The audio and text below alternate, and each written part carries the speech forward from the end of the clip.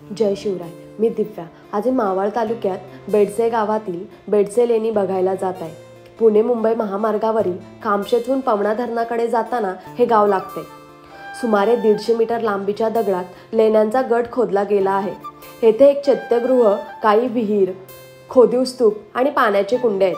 हे आद्य कोरीव काम इसवी सन पूर्व 1ल्या शतकातील आहे असे मानले जाते. या लेण्यांना मारकूड असे नाव प्राचीन काळी होते असे देखील शिलालेखात कोरलेले दिसते. येथील चैत्यगृह भव्य आहे. याची उंची सुमारे 28 फूट आहे. असे मानले जाते की बेडसे येथील स्तंभ मोरे शैलीतील आहेत. एका खोलीच्या द्वारपट्टीवर एक लेख आहे. त्या लेखाचा अर्थ नाशिक येथील श्रेष्ठी आनंदाच्या मुलाने या लेण्याचे दान दिले.